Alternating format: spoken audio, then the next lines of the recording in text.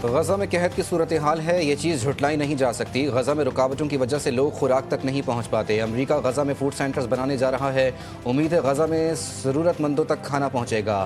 Scott land میں برطانوی وزیر اعظم کیئر سٹارمر سے ملاقات کے بعد میڈیا سے بات کرتے ہوئے امریکی صدر ڈونلڈ ٹرمپ نے کہا کہ حماس کے ساتھ مذاکرات میں مشکلات پیش آ رہی ہیں۔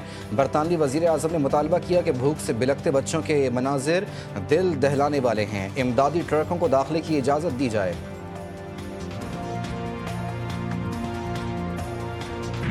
پیپلز پارٹی کی اربعین حسینی پر زائرین کے بائی روڈ ایران جانے پر پابندی کے حکومتی فیصلے پر کڑی تنقید۔ پی پی رہنما حسن مرتضیٰ نے اپنے ایک بیان میں کہا کہ وفاقی اور صوبائی حکومتوں کو سیکیورٹی اداروں کی مدد سے زائرین کے تحفظ کو یقینی بنانا چاہیے۔ مسافروں کی حفاظت ریاست کی ذمہ داری ہے۔ مقامات مقدسہ کی زیارت کو غریب عوام کی پہنچ سے دور کیا جا رہا ہے۔ اربعین حسینی کے زائرین پیسہ جوڑ کر اہل خانہ کے ساتھ زیارت پر جاتے ہیں، وہ سڑک کے ذریعے سفر کو ترجیح دیتے ہیں۔ پنجاب اسمبلی میں ہنگامہ آرائی، گالم گلوچ اور تھپڑ بازی۔ دو اپوزیشن ارکان خالد زبیر نثار اور شیخ امتیاز محمود 15 نشستوں کے لیے معطل۔ پنجاب اسمبلی سیکریٹریٹ کا نوٹیفیکیشن جاری۔ نوٹیفیکیشن کے مطابق خالد زبیر نثار نے محمد حسان پر حملہ کیا اور شیخ امتیاز نے قائم مقام اسپیکر کی اتھارٹی کو چیلنج کیا۔ رولز 210 کے تحت خالد زبیر نثار اور شیخ امتیاز کی اسمبلی رکنیت آئندہ 15 نشستوں کے لیے معطل کی گئی۔ 5 اگست جو ہے یہ پورے ملک کی کال ہے۔ ہم نے کسی ایک مخصوص مقام پر پورے پاکستان کو نہیں بلایا۔ ایسا نہیں ہے کہ ایک جگہ سے دوسری جگہ جانا ہے، یہ بھی ہوگا، لیکن ہر حلقے میں ہر جگہ عوام نے باہر نکل کر اپنی حب الوطنی کا ثبوت دینا ہے، جمہوریت سے وابستگی کا ثبوت دینا ہے۔ ہم اپنے نظریے پر ڈٹے ہوئے ہیں، آخر میں فتح عوام کی ہی ہوگی۔ یہ نظام اپنے آپ کو خود نااہل کروا رہا ہے، اسمبلی اپنی توقیر کھو بیٹھی ہے۔ Secretary general P T I Salman Akram Raja کہتے ہیں 5 اگست کی کال ایک مخصوص مقام کی نہیں، پورے پاکستان کی ہے۔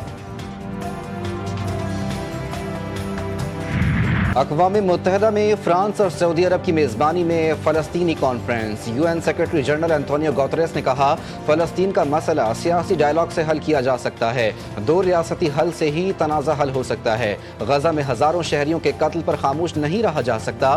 سعودی وزیر خارجہ بولے عرب ممالک کا اقدام مسئلہ فلسطین کے منصفانہ اور جامع حل کی بنیاد ہے۔ کانفرنس 2 ریاستی حل کو فعال کرنے کی جانب اہم سنگ میل ہے۔ غزہ کے فلسطینیوں کی مشکلات کم نہ ہو سکیں، مزید 7 بچوں سمیت 14 فلسطینی دم توڑ گئے، مجموعی تعداد 147 ہو گئی، 94 بچے شامل۔ غزہ میں محدود امداد کا اسرائیلی ڈرامہ، 20 لاکھ فلسطینیوں کی ضرورت کے لیے ناکافی قرار۔ جنگ بندی میں عارضی وقفے کے باوجود صبح سے جاری وحشیانہ حملوں میں امداد کے منتظر 32 افراد سمیت 51 فلسطینی شہید ہو گئے۔ اسرائیل کے ہاتھ بہت لمبے ہیں، ایران نے دوبارہ دھمکانے کی کوشش کی تو اس بار خامنائی کو نشانہ بنائیں گے۔ صہیونی وزیر دفاع اسرائیل کاٹس کی گیدڑ بھبکی۔ کاٹس نے حماس کو بھی دھمکی دیتے ہوئے کہا اگر یرغمالی رہا نہ کیے تو غزہ میں جہنم کے دروازے کھل جائیں گے۔ صہیونی وزیر اعظم بنجمن نیتن یاہو نے کہا کہ اسرائیلی فوج غزہ میں کارروائیاں جاری رکھے گی، ہم اپنا مقصد حاصل کریں گے اور حماس کو تباہ کر کے رہیں گے۔ کراچی میں آج فائرنگ کے واقعات میں 5 افراد جاں بحق ہوئے۔ کلفٹن چائنا پورٹ سے لڑکے اور لڑکی کی لاشیں ملی، پولیس کے مطابق دونوں کو فائرنگ کر کے قتل کیا گیا۔ لڑکی کی شناخت ثنا، لڑکی کی شناخت ساجد کے نام سے ہوئی۔ مقتولین کا تعلق گجرانوالہ کے ایک ہی گاؤں سے تھا۔ دونوں کا قتل کس نے کیا، پولیس تحقیقات میں مصروف۔ لانڈھی کی اولڈ مظفر آباد کالونی میں دکان پر فائرنگ، 2 افراد کی جانیں چلی گئیں۔ قائد آباد کے علاقے مسلم آباد میں رشتے کے تنازع پر گولیاں چل گئیں، اسد نامی شخص جاں بحق، والد اور 2 بھائی زخمی ہو گئے۔ نوشہر و فیروز میں مبینہ زیادتی کا شکار لڑکی پر اصرار طور پر جاں بحق، فیصلے کے لیے وڈیرے کے پاس جانے والی لڑکی کی لاش ملی۔ پولیس کے مطابق لڑکی کو فیصلہ ہونے تک وڈیرے کے گھر رکھا گیا۔ لڑکی کی نانی نے رشتہ داروں پر قتل کا الزام لگا دیا۔ ابتدائی رپورٹ کے مطابق لڑکی کی موت نیند کی زیادہ گولیاں کھانے کے باعث ہوئی، تاہم پوسٹ مارٹم رپورٹ آنے کے بعد ہی حقائق سامنے آئیں گے۔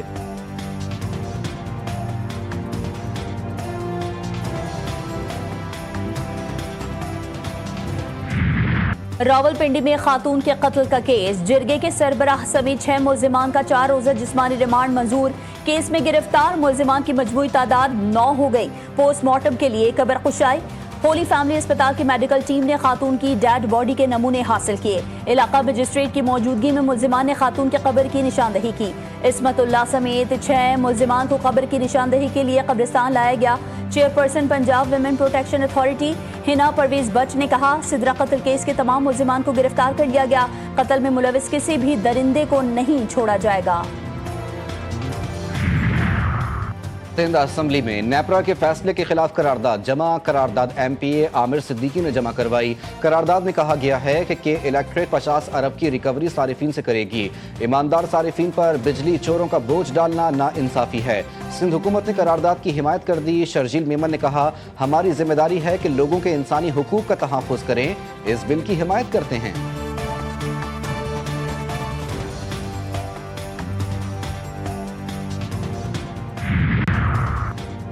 ایم کیو ایم پاکستان کا 1 اگست سے ایام آزادی منانے کا اعلان. ڈاکٹر خالد مقبول صدیقی کہتے ہیں کہ شہری علاقے ہیں. وفاق میں کراچی کا مقدمہ ہم لڑ رہے ہیں. کراچی کے معاہدے پر کام جاری ہے. وفاقی حکومتوں نے کراچی کے مسائل دلچسپی سے حل کرنا شروع کیے ہیں.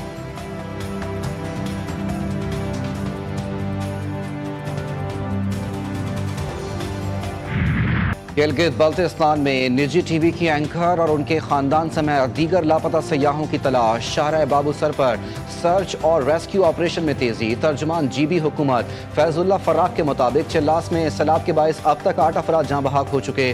فیری میڈوز سے تمام سیاحوں کو ریسکیو کیا جا چکا ہے. شاہراہ بابو سر میں 15 کے قریب سیاح سیلابی ریلوں میں بہہ گئے جن کی تلاش جاری ہے.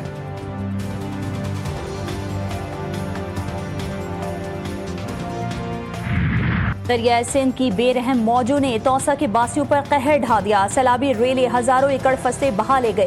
درجنوں دیہات زیر آب. کچے مکانات تباہ ہو گئے. مویشی سیلاب کی نظر بیت اشرف، موزہ، جرح آڑا اور عیدہ آرائی میں صرف ملبہ اور ہر طرف تباہی ہی تباہی. متاثرہ خاندان امداد کی منتظر. انتظامیہ کی بے حسی اور متاثرین کی بے بسی نے قدرتی آفت کو انسانی المیہ میں تبدیل کر دیا.